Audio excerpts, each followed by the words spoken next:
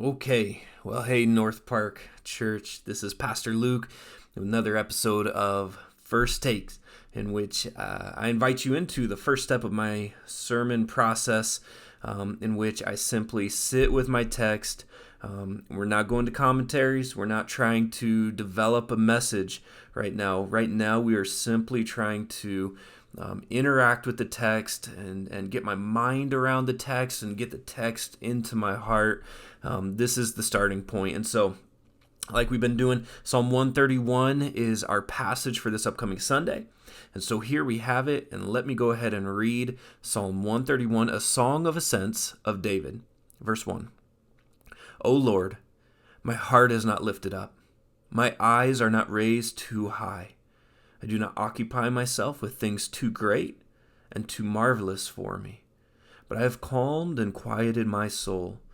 Like a weaned child with its mother, like a weaned child is my soul within me. O Israel, hope in the Lord from this time forth and forevermore. Now, this is another 3-verse psalm, just like we had last week in Psalm 133. But I tell you what, sometimes these short psalms just pack a really powerful punch of truth. Because they're short, they demand that we meditate on them and think upon them a little bit more deeply than maybe sometimes we do when we have a longer passage. And so we want to make sure that we just really sit in this text for a while to draw out all of these truths that are laid in here. So one of the things I like to do first is just look at some cross references. So there we go. Let's look at this one. My heart is not lifted up. We have Psalm 138 verse 6. For though the Lord is high, he regards the lowly, but the haughty he knows from afar. And we have another passage, Isaiah 57:15, that says, For thus says the one who is high and lifted up, who inhabits eternity, whose name is holy. I dwell in the high and holy place, and also with him who is of a contrite and lowly spirit, to revive the spirit of the lowly and to revive the heart of the contrite.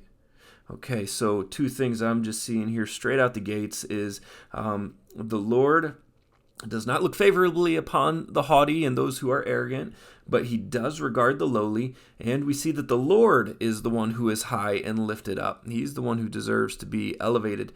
And then down here at T, we see my eyes are not raised too high, Psalm 101 verse 5. Whoever slanders his neighbor secretly I will destroy. Whoever has a haughty look and an arrogant heart I will not endure. So another condemning verse for those who are arrogant. Jeremiah 45:5. And do you seek great things for yourself? Seek them not. For behold, I am bringing disaster upon all flesh, declares the Lord, but I will give you your life as a prize for war, a prize of war in all places to which you may go. Then we had another reference there, Romans 12:16. Live in harmony with one another. Do not be haughty, but associate with the lowly. Never be wise in your own sight. Okay, so these are helpful here. I do not occupy myself with things too great or too marvelous for me. Job 42:3, which says, Who is this that hides counsel without knowledge? Therefore I have uttered what I did not understand, things too wonderful for me, which I did not know. Now, what we know about Job 42 right here is Job, he has this tremendous loss, loses everything in the opening chapters of Job, and spends the rest of the time saying, Lord, I demand an answer. Why did this happen? Did I do some sin that I didn't know about? Why have all these awful things happened to me? And so God responds to Job, and he says, okay, buckle up. Here we go. Where were you when the foundations were laid? Are you the one who hooked the Leviathan? Are you the one who feeds the wolves in their den? All these things in which God essentially says, Job, who are you to speak to me about how the universe goes about turning? And this is Job responding, saying, I have uttered what I did not understand. In the presence of the majesty and the supremacy and the sovereignty of God, Job he falls apart in the presence of God. And here we go. Like a weaned child with its mother, Matthew 18:3. Jesus here, truly I say to you, unless you turn and become like children, you will never enter the kingdom of heaven. Okay, familiar passage in which Jesus says, be like a little child in order to come into heaven. And then we have 1 Corinthians 14:20, brothers, do not be children in your thinking.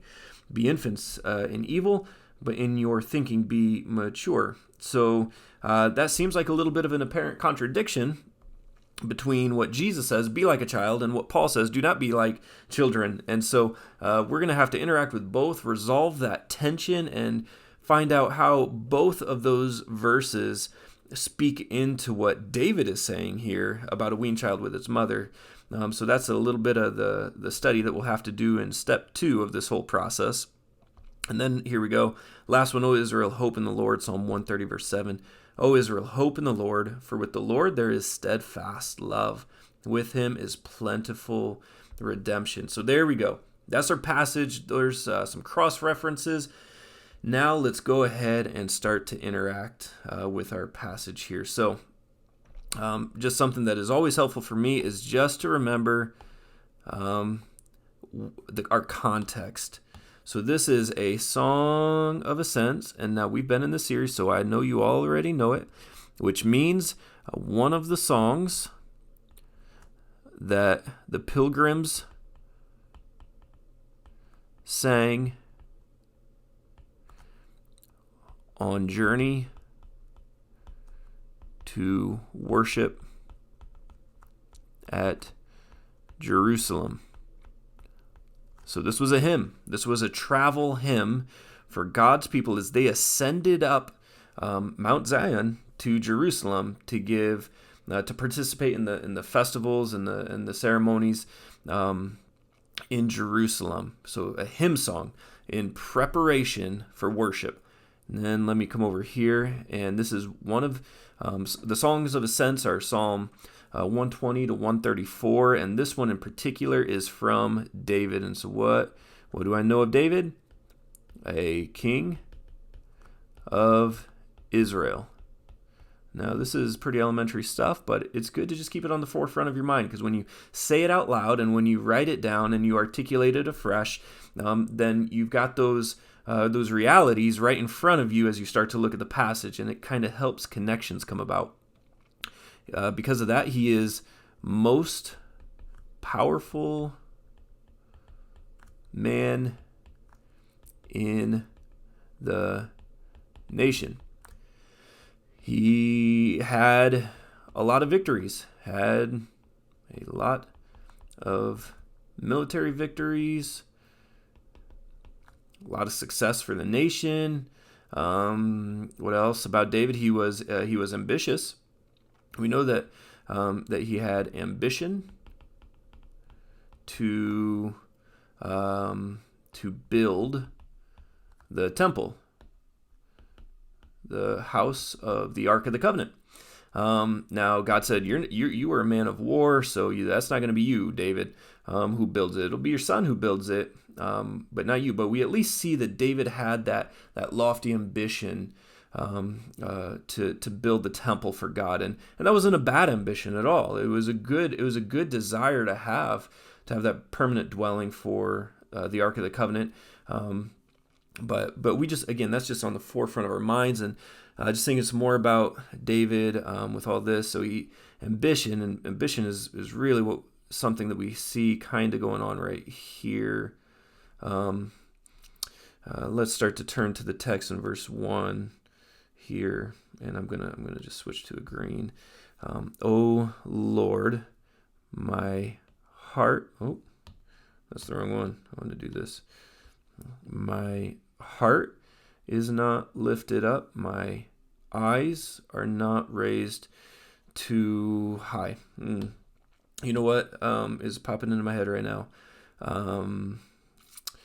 When I look at this, my eyes right there, and when I'm thinking about David, you know what that puts in my head? Let's go to the Bible app here. 2 Samuel was that chapter 11.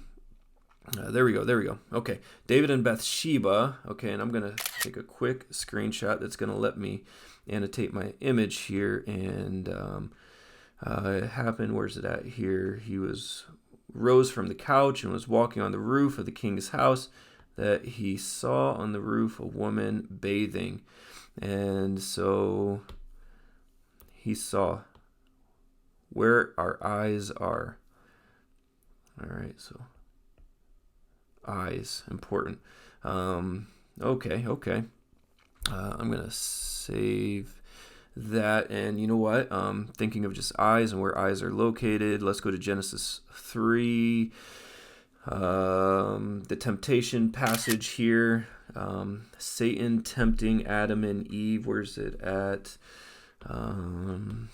He says, serpent said to the woman, you will not surely die. God knows that when you eat of it, there it is. When you eat of it, your eyes will be open. You'll be like God, knowing good from evil. So when the woman saw, there we go, that the tree was good for food, that it was a delight to the eyes, and it was desired to make one wise. And so this is good. These are some helpful connections here. Eyes opened, she sees. It's delight to the eyes. I want to save that for reference later, so I'm going to save that to my photos. Oh, you know what? There's what's that other passage? 1 John 2 ish. Where's it at? Little children. There it is. Do not love the world. Yeah. Okay. Let me grab this. Do not love the world or things in the world. If anyone loves the world, the love of the Father is not in him. For all is in the world, the desires of the flesh, the desires of the eyes, and the pride of life. Goodness, that right there that sounds a lot like Psalm 131 stuff. I'm going to save this for when I'm developing the message a little bit later. Let me go back to my passage there. And so David's the guy who is writing, and we don't know when he writes this. We don't know if he writes this before the incident with Bathsheba, or if this is after Bathsheba. We don't know if this is a reference to David being told that he's not the one who is going to build the temple. We don't really know, but we can write down Genesis 3. We can write down, that was 2 Samuel 11. We can write down, that was 1 John chapter 2. And we can see this. It is really important where I cast my eyes. And that is both literally and figuratively.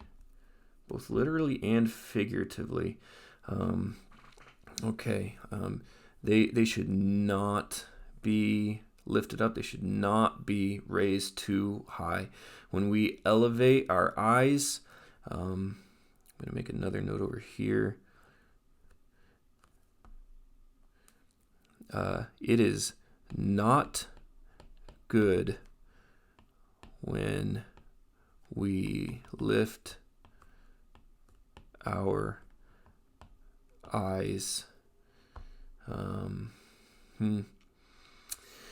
to things we ought not to, maybe we could say, to things we ought not to. No, it seems pretty implicit here that this is obviously something's talking about pride, and so I'm just going to make that note, pride.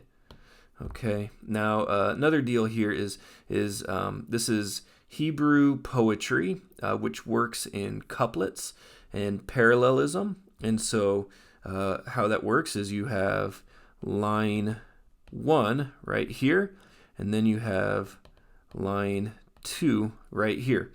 And line 1 will, this is what's called synonymous parallelism. Synonymous parallelism. And that means that line 1 equals line 2. They're saying the same thing. We could also have contrasting parallelism, in which line 2 says the opposite of line 1. You can also have what's called synthetic parallelism, in which line 2 builds upon and adds to what line 1 says. But this seems pretty clear that this is synonymous parallelism, that it's saying the same thing in line 1 and line 2. And so our eyes right there and our heart, there's a connection there between eyes and heart. And so let me go back to my Bible software here, and let me go back to Psalm 131, and let me look at the word heart.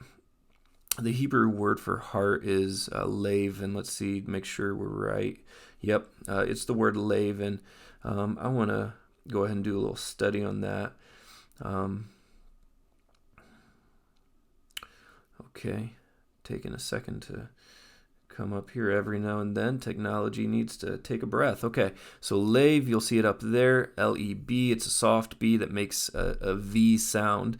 But if we look at these definitions here, it's one's inner self, inclination, disposition, determination, courage, will, intention, attention, consideration, reason.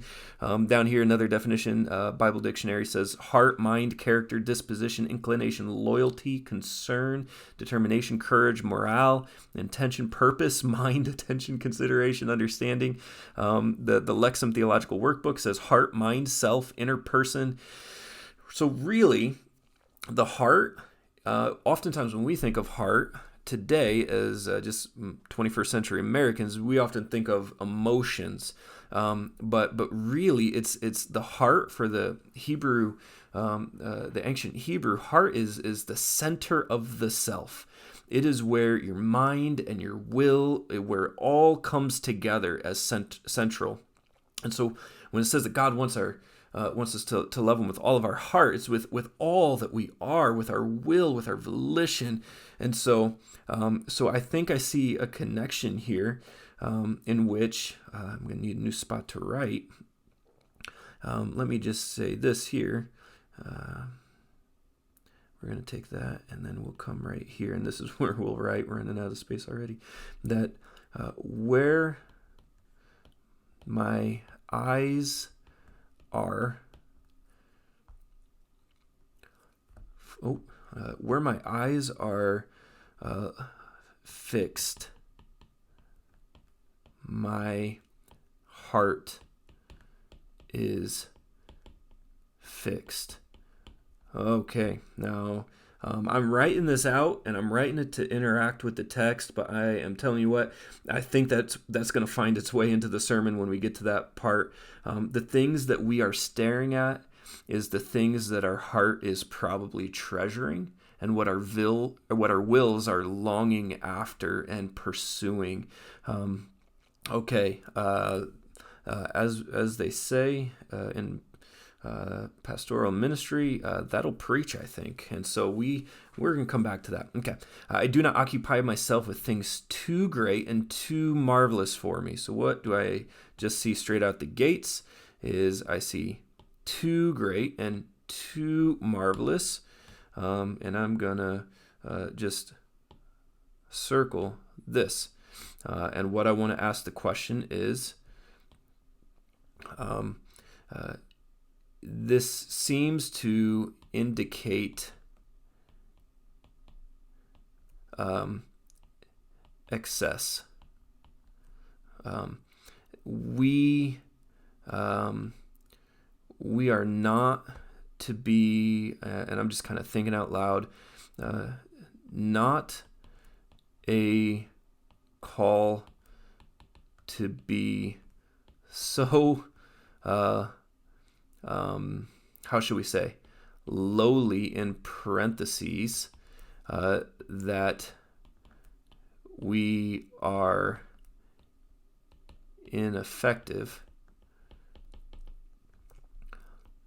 but we must be careful that our pursuits do not become pride. Do I want to hang with that? I don't know. I'm going to have to sit and think about that a little bit more. I'm just noticing that it seems interesting to me that he doesn't say, I don't occupy myself with great things or marvelous things, but things that are too great, too marvelous. In other words, it might be better just to say this. I leave God's business to God. And subsequently, I am not God. So this isn't to say that we don't work for wonderful things, that we don't have good gospel ambition or kingdom hopes, that we don't want to minister with all that we have or be effective for the sake of Jesus going forth. It's saying that there are things that are beyond us, and we ought not to start taking those things that are beyond us, that are for God, and thinking like we have control over those things. Okay, so good. This is, I think this has really come together. That was just verse 1. Now we're in verse 2 here. And in verse 2 we see, I have calmed and quieted my soul. Let me also just notice something else here that seems to kind of be jumping off the page. I've verse 1 in my head, which is verse 1.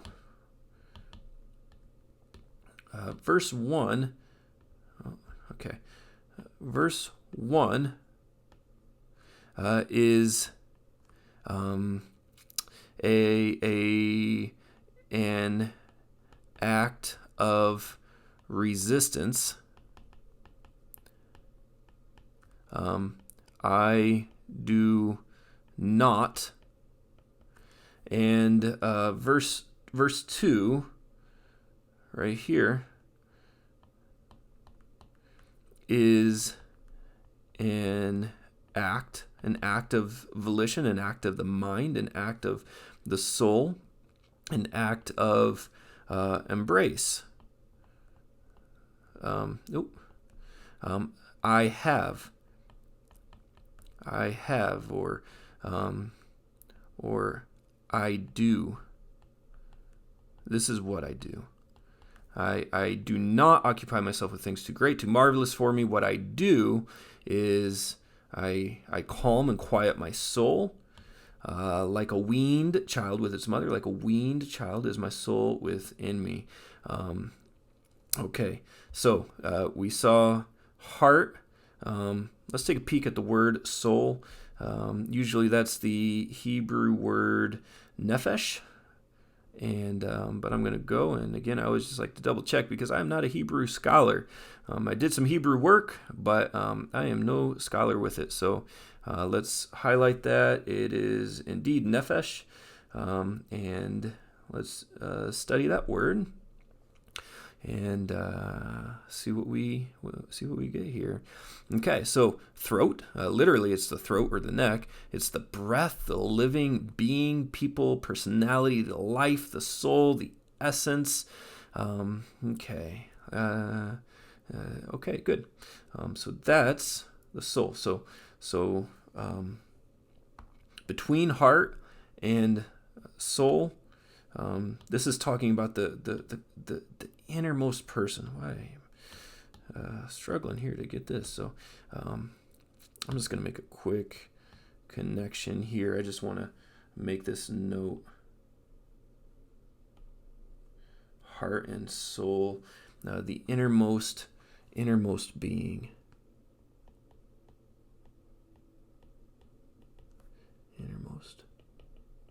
being. There we go. I just want to keep that on my mind. And calm and quiet. Now, we saw the use of similes last Sunday when we saw how good and pleasant it is when brothers dwell together in unity, like oil on the head of Aaron, like the dew on Mount Hermon. So we have similes, which means that that this right here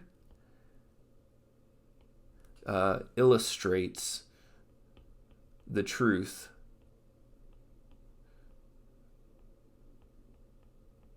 That illustrates the truth. I have calmed and quieted my soul. What is a calm and quieted soul like? It's like this. It's like a weaned child with its mother. Like a weaned child is my soul. Nefesh again, right there. I just like to highlight repeated words. Is my soul within me? Now, let's just state the obvious here. What is a weaned child? A weaned child is one who is no longer being breastfed. And so this is not a child who is with mom for milk. So what does a child do with its mother if it's not, once it's been weaned? Well, it is for trust, security. It is a comfort. It's those kinds of things. I've got young boys, and they're not too big to not sit with dad, and I absolutely love that, and I will hold on to it as long as I can. But we still have scary dreams and scary nights every now and then, especially with the younger of the two boys. And I tell you what, when I hold my boys in my arms, they're comforted, they're soothed, they know that they'll be taken care of, that everything will be all right.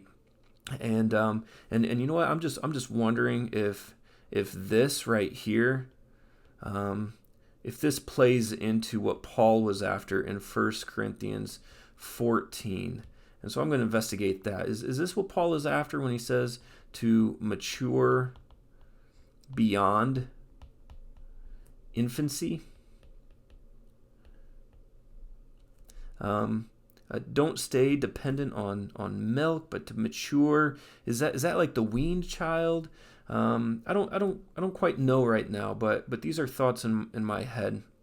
And okay, and then we have the final verse here, and this is kind of the wrapping up summary here. This is kind of in home. I keep doing that, don't I? There we go. So in response to all this, what happens here is the psalm, it turns corporate. That's one of the first things I noticed. That's one of the things that I look for in a song that's a hymn that's sung by God's people on the journey to Jerusalem.